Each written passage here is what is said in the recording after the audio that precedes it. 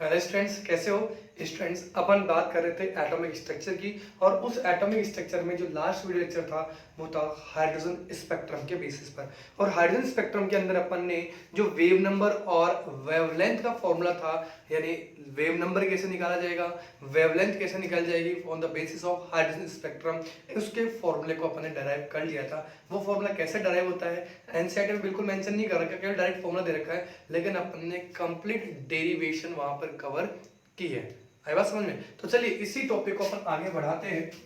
अपन ने जो फॉर्मूला था wave number is equal to 1 lambda is equal to था 1.09677 into 10⁻7 1/n1 square minus 1/n2 square metre inverse. ठीक है, तो एक न्यूमेरिकल फॉर्मूला था जो वेव नंबर और वेवलेंथ को कैलकुलेट करने के लिए यूज हो रहा था। तो देखिए इसी फॉर्मूले को एक दूसरा तरीका और है जिससे आप इसको सोल्व कर सकते हो। 1/λ इक्वल टू 109,677 इंटू, देखो जेड स्क्वायर तो रखनी है। देखो भाई जेड स्क्वायर तो समझते हो, हाइड्रोजन एटम की बात करें तो जेड की वैल्यू कितनी होती है, 1 होती है हाइड्रोजन एटम के लिए, तो 1 स्क्वायर हो गया। तो इसमें समझने की जरूरत नहीं है, आप कंफ्यूज हो। ठीक है, तो मैंने जेड लिखा नहीं है। ठीक है, चलिए ये यहाँ मेंशन कर देता हूँ, भले आप जाओ तो 1 या यहाँ पे लिख सकते हो Z square 1/n1 square minus 1/n2 square centimetre. ध्यान रखना ये वैल्यू किस में आ रही है अपने पास, सेंटीमीटर में आ रही है। ठीक है भाई, यहाँ तक कोई दिक्कत है किसी बच्चे को? 1% की भी दिक्कत नहीं है। चलिए अब आगे देखिए, इसी क्वेश्चंस को अपन आगे करें तो देखो यहाँ पर अपन क्या कर रहे हैं, लेमडा निकालना चाहें। अगर यहाँ से अपन लेमडा निकालना चाहें तो देखो पहले फॉर्मूले की बात करते हैं। न्यू बार इक्वल टू, ये आ गया था अपने पास 1/λ इक्वल टू, इस वैल्यू को आप क्या कर दो, इन्वर्स कर दो, यानी लेमडा को इन्वर्स कर दो भाई, क्योंकि अपन को डायरेक्ट अगर वेवलेंथ निकालनी है, क्योंकि न्यूमेरिकल आता है, और न्यूमेरिकल में अगर आपसे डायरेक्ट वेवलेंथ निकलवाए तो आप ये फॉर्मूला यूज कर सकते हो 9.12 इंटू 10⁻6, क्या कह रहा हूँ, 9.12 इंटू 10⁻6 अपॉन जेड स्क्वायर। देखो ये भी इन्वर्स हो जाएगा, तो ये हो जाएगा n1 square minus, sorry n1 square n2 square upon n2 square minus n1 square centimetre. देखिए देखिए फॉर्मूले को,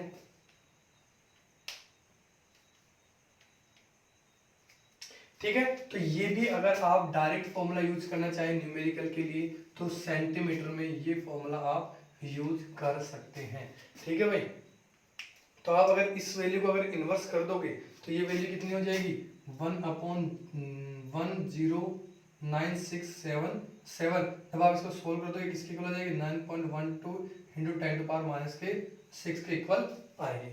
चलिए बात कर रहे हैं अपन लाइन हाइड्रोजन स्पेक्ट्रम की, सीरीज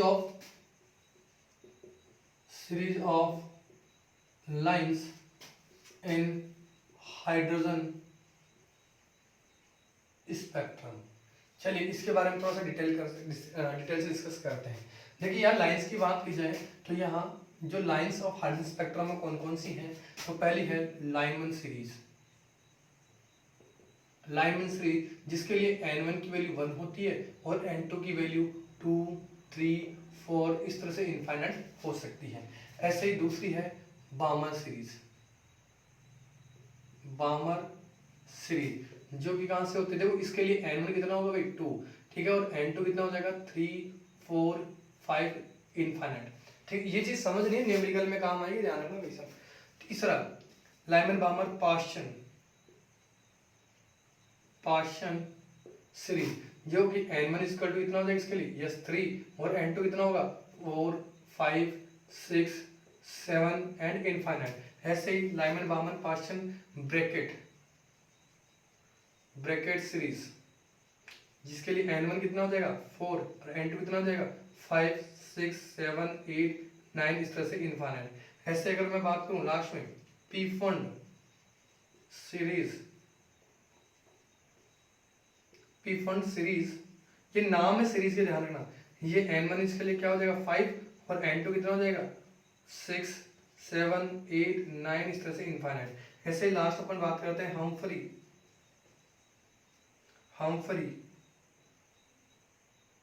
हम्फ्री सीरीज, जिसके लिए n1 कितना हो जाएगा 6 और n2 कितना हो जाएगा भाई, आगे जो भी होगा 7 8 9 इस तरह से इनफाइनाइट।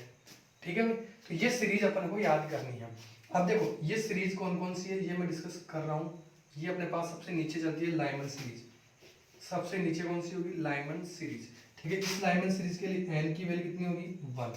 ठीक है, और लाइमर और बामर के बीच में सबसे ज्यादा गैप होगा भाई, ध्यान रखना, लाइमर और बामर के बीच में सबसे ज्यादा गैप होगा, और ये क्या हो जाएगा अपने पास n2। ये अपने पास कौन सी सीरीज होगी, लाइमन सीरीज। ये कौन सी होगी अपने पास, बामर सीरीज। ठीक है, इसके बाद में आती है लाइमन बामर के बाद में पाश्चन सीरीज। ठीक है, यह n की वैल्यू कितनी है 3। इसके बाद में आती है लाइमन पाश्चन के बाद में ब्रैकेट, यहाँ पर n कितना हो गया 4। इसके बाद में आती है फिर पी फंड, जहाँ n की वैल्यू कितनी है यहाँ पर 5, और इसके बाद में आती है अपने पास हम्फ्री। ठीक है भाई, ये अपने पास n की 6 होगी। ठीक है, तो आप ध्यान रखना ये जो लाइमन सीरीज है, लाइमन और बामन, ये किस में आती है, कौन से रीजन में आती है, यूवी रीजन में। ये भी क्वेश्चन बनता है भाई, ध्यान रखना कि लाइमन जो सीरीज आती है जिसमें n की वैल्यू 1 होती है और n की वैल्यू 1 होती है, इसके लिए n2 की वैल्यू कितनी हो जाएगी, कुछ समझ सकते हो, 3 4 5 6 इनफाइनाइट। ऐसे यहाँ पर n1 की वैल्यू कितनी होगी 2, और n2 की वैल्यू कितनी होगी 3 4 5, क्योंकि इलेक्ट्रॉन यहाँ से यहाँ जो हर इलेक्ट्रॉन है वो यहाँ से यहाँ जंप कर सकता है। ठीक है, यहाँ से यहाँ जंप कर सकता है, यहाँ से यहाँ जंप कर सकता है, ऐसे यहाँ से यहाँ जंप करे, यहाँ से यहाँ जंप करे, तो टोटल जो स्पेक्ट्रम लाइंस बनती है, टोटल जो स्पेक्ट्रम लाइंस बनती है वो भी अपन कैलकुलेट कर सकते हैं। चलिए इसके लिए देखें तो n की वैल्यू, n1 की वैल्यू कितनी है 3, तो n2 की वैल्यू कितनी होगी 4 5 6 7 इस तरह से। यहाँ पर n1 की वैल्यू कितनी होगी 4, फिर n2 की वैल्यू कितनी हो जाएगी 5 6 7 8। ऐसे यहाँ पे देखो n1 की वैल्यू कितनी होगी 5, तो n2 की वैल्यू कितनी हो जाएगी 6 7 8 इनफाइनाइट इनफाइनाइट इनफाइनाइट। ऐसे यहाँ देख लीजिए n1 की वैल्यू कितनी होगी 6 और n2 की वैल्यू कितनी हो जाएगी 7 8 9 10 इस तरह से इनफाइनाइट चलती रहेगी। ठीक है, इसको आप चाहो तो k l m n o p की इस तरह से भी डिनोट कर सकते हो। ठीक है, अब देखिए यहाँ से जो स्पेक्ट्रम लाइंस बनती हुई इस तरह से चलेंगे, ये लीजिए। अब यहाँ से क्या होगा, अपने पास क्वेश्चंस निकलेगा, क्योंकि अपने पास जो फॉर्मूला था 1/λ इज वो क्या था, r into Z square 1/n1 square minus 1/n2 square, ये फॉर्मूला था। जिससे मैंने r की वैल्यू अगर रेडबर्ग कांस्टेंट की वैल्यू अगर ये लिखता हूँ 1.09677 इन 10 टू पावर माइनस का 7 into Z square 1/n1 square minus 1/n2 square. तो देखो अब यहाँ n की जो वैल्यूज होती है वो अपन डिफरेंट डिफरेंट रख करके क्वेश्चन को सॉल्व कर सकते हैं। जैसे फॉर एग्जांपल एक बार स्क्रीनशॉट ले लीजिए भाई, ले लिए स्क्रीनशॉट। चलिए देखो मैं क्वेश्चंस की बात करता हूँ, अगर मैं एक एक इंडिविजुअल सीरीज की बात करूँ तो उन पर इस फॉर्मूले को कैसे अप्लाई करेंगे वो अपन देख रहे हैं। एक बार देखो जल्दी समझ में आए ये जरूरी नहीं है, लेकिन अगर इसको ढंग से देखेंगे ना तो ये क्वेश्चंस इजी वे में समझ में आ जाएंगे। ठीक है, कोशिश करेंगे अपन अच्छी तरह समझने की, क्योंकि मैंने लाइमन सीरीज के नाम दिए हैं, तो अब जाहिर सी बात है ये सारी सीरीज आपके लिए नहीं है। अगर नहीं है तो भाई जाहिर सी बात है इनको आपको क्या करना पड़ेगा, स्टार्टिंग में लर्न करना पड़ेगा, समझना पड़ेगा। ठीक है, तो अगर मैं बात करूँ लाइमन सीरीज के लिए, लाइमन सीरीज की बात करूं तो सबसे पहले अगर इसके लिए वेवलेंथ निकालें तो देखो यहाँ n1 कितना हो गया यहाँ पर 1 और n2 कितना हो गया यहाँ पर 2। तो अपन मैं n2 की वैल्यू कितना मान रहा हूँ 2 मान रहा हूँ पहले। ठीक है भाई, स्पेक्ट्रम अपन ये कह सकता है 1 से 2 में चला जाए, 2 से 3 में चला जाए, इससे जा सकता है। ठीक है, तो यहाँ पर अपने पास हो जाएगा r into Z square 1/n1 square minus 1/n2 square 1/λ into r। अब z की वैल्यू तो 1 होती है, ठीक है, तो ये रख दिया 1 मैंने 1 का स्क्वायर। ठीक है, अब ये रख दो वैल्यू 1 का स्क्वायर माइनस 1/2 का स्क्वायर। ठीक है, 1/λ equal to r 1/1 minus 1/4 1/λ equal to r कितना हो जाएगा, यस 4 4 माइनस 1 कितना हो गया भाई 3r/4, यानी 1/λ इज क्या हो गया 3r/4, या लैम्डा इज क्या हो गया 4/3r। तो लैम्डा निकाल सकते हैं यहाँ से भाई, समझ में आई? लैम्डा निकाल सकते हैं क्या यहाँ से? बिल्कुल कैलकुलेट कर सकते हैं भाई इस तरह से, ठीक है। चलिए अगर मैं बात करूं बामर सीरीज के लिए, तो बामर सीरीज के लिए देखो यहाँ पर क्या रखा जाएगा 2, और यहाँ कितना रख सकते हैं अपन 3 4 5 6 7। ऐसे अगर पार्शन की बात करूं तो यहाँ पर अपन क्या रखेंगे 3, और n2 की वैल्यू क्या रख सकते हैं 4 5 6 7 8 9 इस तरह से रख सकते हैं। तो आप एक एक इंडिविजुअल सीरीज के बारे में भी कर सकते हैं। बात समझ में आई क्या? चलिए अगर ये बात समझ में आ गई तो मैं इसको चलो एक बार रख कर रहा हूँ, दूसरा क्वेश्चन समझा रहा हूँ। अगर मैं ये कहूँ कि अगर लाइमन सीरीज के लिए, या चलो बामर के लिए लेते हैं, लाइमन का समझ में आया क्या होगा। अगर मैं बात करूं बामर सीरीज के लिए, तो देखो यहाँ बामर सीरीज के लिए n1 कितना हो गया यस 2, और n2 कितना हो जाएगा 3 4 इस तरह से। तो अपन पहले तो किसके लिए रख के देख रहे हैं 3 के लिए, तो अपने पास फॉर्मूला हो गया 1/λ r into Z square 1/n1 square minus 1/n2 square. तो ये हो जाएगा 1/λ r इंटू 1 का स्क्वायर 1, भाई हाइड्रोजन के लिए 1 होता है ना जेड की वैल्यू, यहाँ 2 का स्क्वायर माइनस 1/3 का स्क्वायर। ये हो गया r 1/4 माइनस 1/9, कितना हो जाएगा r एलसीएम ले लीजिए भाई, कितना हो गया 36 हो जाएगा।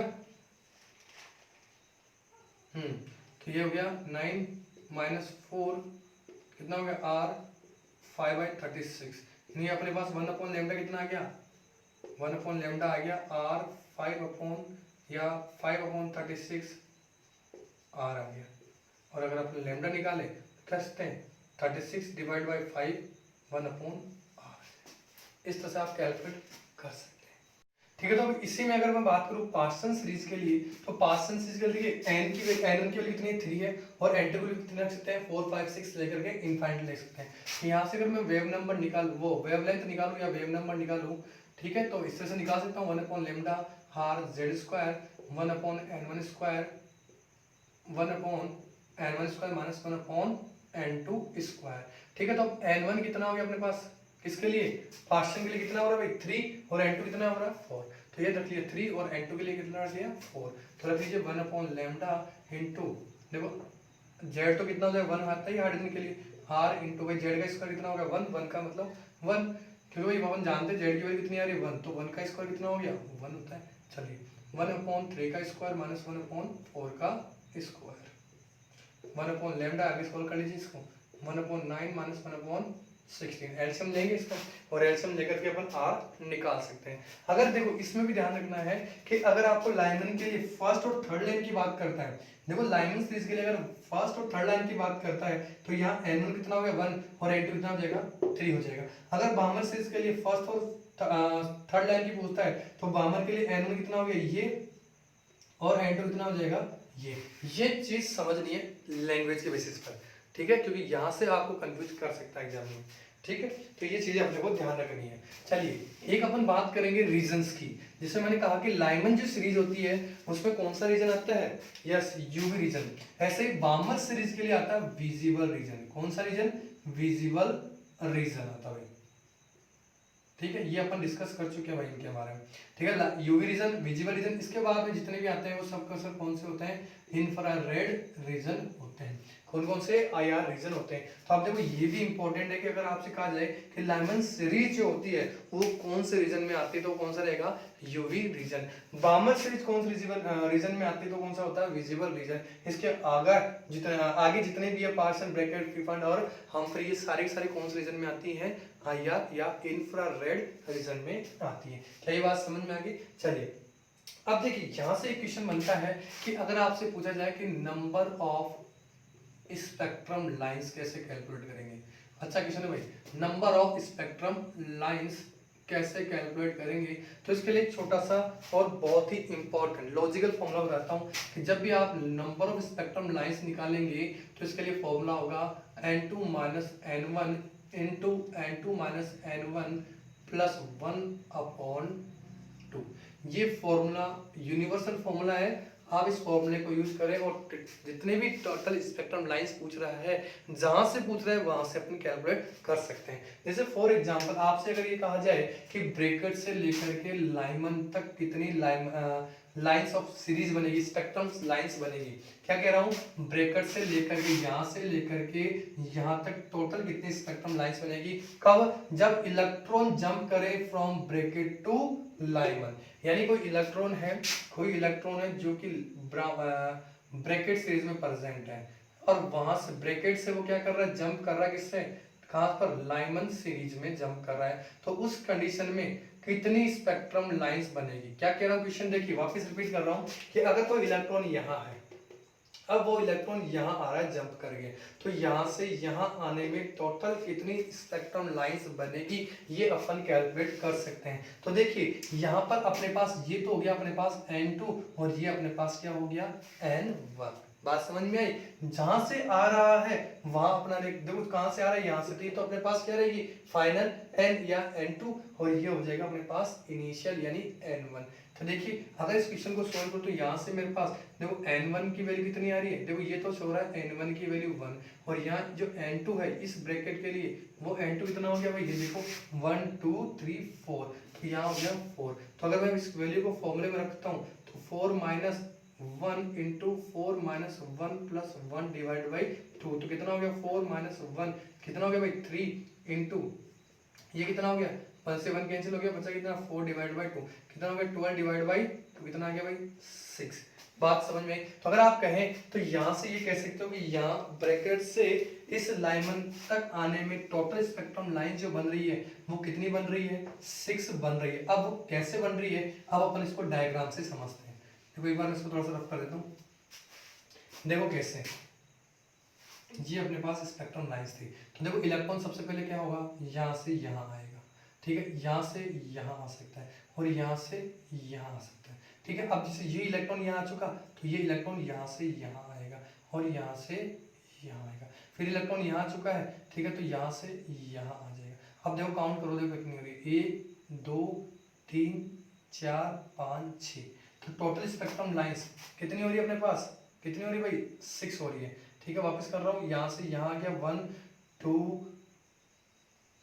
3, ठीक है, फिर यहाँ से 4 5, अब यहाँ से आ गया तो फिर ये 6, तो टोटल स्पेक्ट्रम लाइंस कितनी बन रही है, 6 बन रही है। वापस रिपीट कर रहा हूँ दूसरे तरीके से, समझिएगा, समझ सकते हो, देखो अलग अलग तरीके बता रहा हूँ।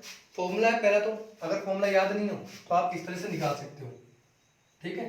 अगर आपको फॉर्मूला याद नहीं हो तो इस तरह से भी निकाल सकते हो। ये अपने पास N1 और ये अपने पास हो गया N4, ठीक है, N इक्वल टू 4, ठीक है भाई, या N2 मान लो, इसको N1 मान लो। अब सुनो, यहाँ से इलेक्ट्रॉन यहाँ आ रहा है, ठीक है, तो इस यहाँ से यहाँ आने में कितनी स्पेक्ट्रम लाइन बन रही है, तो देखो इसका डायग्राम आपने मतलब स्टार्टिंग से बनाया, या आप चाहो तो यहाँ से बना सकते हो, एक बार यहाँ से लास्ट से इनिशियल में आ जाए, फिर यहाँ से यहाँ आ जाए, ठीक है, फिर यहाँ से यहाँ आ जाए, ठीक है, कितनी बन रही है, 3 स्पेक्ट्रम लाइंस। अब सुनो, जैसे यहाँ से यहाँ आ रहा है, जैसे पहले यहाँ से यहाँ तक आ गया, फिर यहाँ से यहाँ तक आ गया, यहाँ से यहाँ तक आ रहा है, कितने स्पेक्ट्रम लाइंस बन रही है, 3। अब सुनो, जब इलेक्ट्रॉन यहाँ से यहाँ आएगा तो डायरेक्ट थोड़ी आएगा, इसको तो क्रॉस करना पड़ेगा, तो फिर यहाँ से वापस आ जाएंगे, यहाँ से यहाँ, ये लीजिए, फिर इसके लिए बात करें तो लास्ट में यहाँ से यहाँ, ठीक है। तो टोटल कितनी होती है, 1 2 3 4 5 6। एक तो ये तरीका है, एक दूसरा तरीका, यहाँ से 4 से कितने में आ रहा है, कितने में आ रहा है 1 में, तो यहाँ अगर मैं रखूँ 4 माइनस 1 कितना आ गया 3, फिर यहाँ आ गया अपन, यहाँ पे कितना हो गया N2 3 है, तो 3 माइनस 1 में, फिर यहाँ से देखो कितना हो गया 1, तो 2 माइनस 1 इसका 2। वापस चेक करो, ये अपने पास क्या था, 4 से डायरेक्ट 1 में आ रहा था, तो कितना बच गया, टोटल कितने स्पेक्ट्रम लाइन बन रही है, 3, कौन सी 1 2 3। फिर अपने पास यहाँ पर आ गया अपन, यहाँ देखिए कितने N के कितनी है, जो कैलकुलेट होगी वही देखो, 3 से डायरेक्ट कहाँ पे आ रहा है, 1 में आ रहा है, तो टोटल स्पेक्ट्रम लाइन कितनी बन रही है, 2। फिर वापस देखो यहाँ पर आ गए, ठीक है, यहाँ पर N की वैल्यू कितनी है 2, तो जैसे यहाँ से निकल गई ना, तो यहाँ से देख लो N की वैल्यू कितनी है 2 से सीधा किस में आ रहा है 1 में, तो टोटल कितने स्पेक्ट्रम लाइन बन रही है, काउंट कर लो कितने है, देखो 3 2 और 1 कितने आ रहे हैं 6। तो आप किसी भी तरीके से इसको सॉल्व कर सकते हैं। वापस रिपीट कर रहा हूँ, एक दूसरा क्वेश्चन लेकर के समझिएगा इसको भी, एक दूसरा क्वेश्चन ले रहा हूँ छोटा सा। अगर आपसे ये कहा जाए कि पी फंड से लेकर के अगर कोई इलेक्ट्रॉन है जंप कर रहा P fund to bracket sorry बामर series तक, ये ले लेता हूं, अब उसमें total number of spectrum lines कितनी होगी। ठीक है, तो देखो सबसे पहले तो बात करें पी फंड की, तो एन की वैल्यू कितनी है यहाँ पर 5 और बामर के लिए एन की वैल्यू कितनी थी 2, तो ये अपने पास एन की वैल्यू 5 और इसके लिए एन की वैल्यू कितनी होगी भाई 2। सबसे पहले ये जरूरी है निकालना कि इन सीरीज के लिए एन की वैल्यू कितनी है, ये पता चल गया। चलिए अब अपने को स्पेक्ट्रम ना निकालते सबसे पहले फॉर्मूला रख लेते हैं। ये अपने लिए क्या हो गया n2 और ये अपने लिए क्या हो गया n1, तो रख लीजिए फॉर्मूले में 5 - 2 +1/2।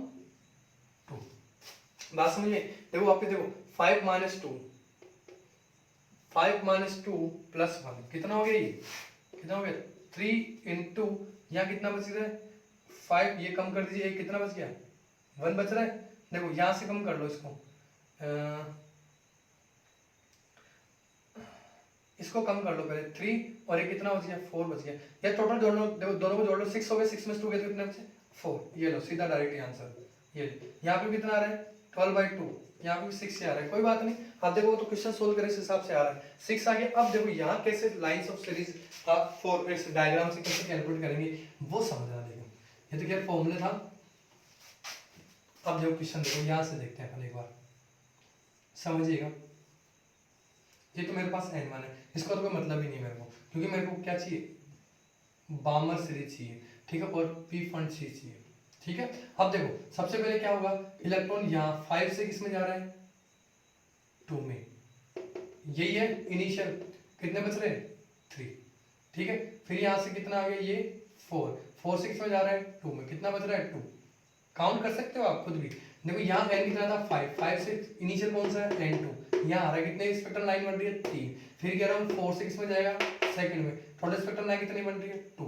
अब फिर मैं कहूँ कि इस 3 से किस में जा रहा है 2 में, तो टोटल स्पेक्ट्रम लाइन कितनी बन रही है 1, तो काउंट कर लो 3 2 1 कितने आ रही 6। फिर भी अगर ऐसे दिक्कत आए तो यहाँ देखो 1 2 और 3, इसके लिए फिर 1 और 2, फिर इसके लिए 1, टोटल देखो 3 and 3 टोटल कितनी हो रही है 6 स्पेक्ट्रम लाइंस हो रही है। तो इस तरह से आप क्या कर सकते हैं टोटल स्पेक्ट्रम लाइन कैलकुलेट कर सकते हैं।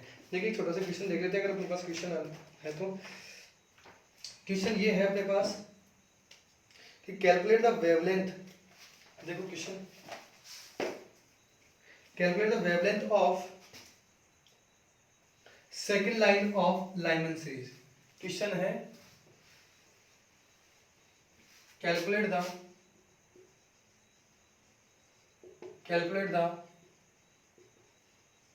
wavelength of second line of Lyman series। अब आप कुछ समझ सकते हैं इसके लैंग्वेज से, सेकंड लाइन की बात कर रहा है, यानी यहाँ n कितना हो गया यहाँ पर 2, ये सबसे पहले, और लाइमन के लिए n कितना हो गया n1 कितना हो गया 1। बस ये क्वेश्चन समझ में आ गया। फॉर्मूला था अपने पास 1/λ, ठीक है 1/λ, या इसको डायरेक्ट सोल्व कर सकते हो तो lambda equal to 9.12 into 10⁻⁶ into, ये सबसे बेस्ट फॉर्मूला है न्यूमेरिकल सोल्व करने का, आप डायरेक्ट सोल्व कर सकते हो n1 square n2 square upon n2 square minus n1 square centimetre. ये लीजिए 9.12 इंटू 10⁻⁶ इंटू n1 कितना है 1 और n2 कितना है 2, ये 1 का स्क्वायर इंटू 2 का स्क्वायर अपॉन 2 का स्क्वायर माइनस 1 का स्क्वायर, ये लीजिए। बस आप उसको क्या करना है लैम्डा निकालना, बस कैलकुलेशन मैथमेटिकल कैलकुलेशन अच्छी आनी चाहिए फिर। ठीक है, तो कितना हो गया 9.12 इंटू 10⁻⁶ इंटू जेड के लिए कितनी होगी वैल्यू 1 होती है तो छोड़ो उसका सोचना नहीं। ये कितना हो गया 1 का स्क्वायर इंटू 2 का स्क्वायर कितना हो गया 4 डिवाइड बाई ये कितना हो गया 4 माइनस 1।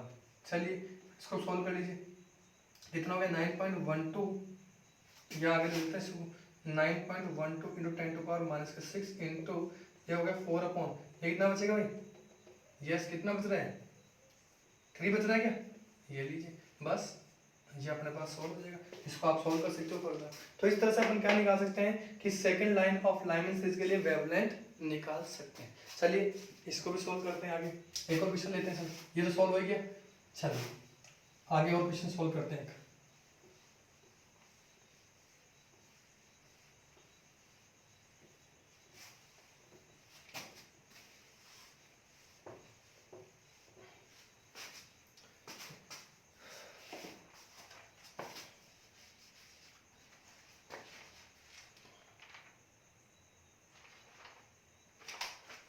देखते हुए फटाफट एक क्वेश्चन और देखते हैं इसी के से रिगार्डिंग।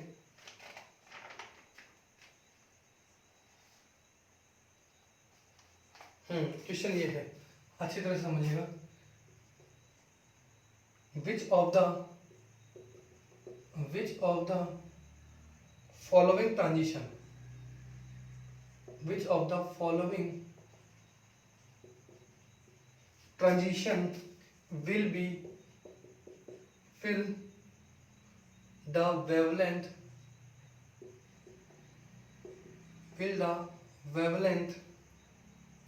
be minimum। यानी अब ये कह रहा है कि अपने पास में किसकी वेवलेंथ सबसे कम होगी। तो पहला ऑप्शन जो ऑप्शन दे रखा है इसमें n = 6 to n = 4, दूसरा ऑप्शन n = 4 to n = 2, तीसरा ऑप्शन n = 3 to n = 1, चौथा ऑप्शन n = 2 to n = 1। चलिए ये चार ऑप्शन है। अब अपने क्या देखना है इसके कि सबसे कम वेवलेंथ किसकी होगी। ठीक है भाई, ये कह रहा है कि which of the following transition will be the wavelength minimum, किसकी वेवलेंथ मिनिमम होगी। तो देखो 1/λ, देखो सीधा समझने की बात है, मैं सीधा लैम्डा लिख रहा हूँ 9.12 × 10⁻⁻6 इंटू, अब देखो यहाँ कितना है ये 6 और यहाँ कितना है 4, तो 6 का स्क्वायर और 4 का स्क्वायर, 6 का स्क्वायर इंटू 4 का स्क्वायर अपॉन सॉरी ये तो से हाँ 6 का स्क्वायर माइनस 4 का स्क्वायर, क्योंकि तो n2 है और ये क्या है अपने पास n1। ठीक है, दूसरा यहाँ से देखो लैम्डा इक्वल टू 9.12 10⁻⁶, ये हो जाएगा 4 का स्क्वायर इंटू 2 का square upon 4 square minus 2 square.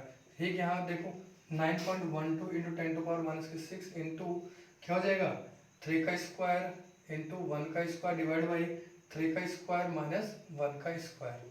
ठीक है, ये यहाँ इसके लिए देखो 9.12 × 10⁻⁶ इंटू कितना हो जाएगा 2 का स्क्वायर इंटू 1 का स्क्वायर अपॉन 2 का स्क्वायर माइनस 1 का स्क्वायर। अब आप जो सोल्व करोगे तो देखोगे कि जो लैम्डा सबसे कम आएगी, सबसे कम लैम्डा जो सबसे कम वेवलेंथ इसी की आएगी भाई। ठीक है, आप कैलकुलेट करके देखोगे तो सबसे कम वेवलेंथ जो आएगी वो इसी की आएगी। ठीक है, चलो इस क्वेश्चन को भी आप सोल्व कर सकते, स्क्रीनशॉट ले लो इसको।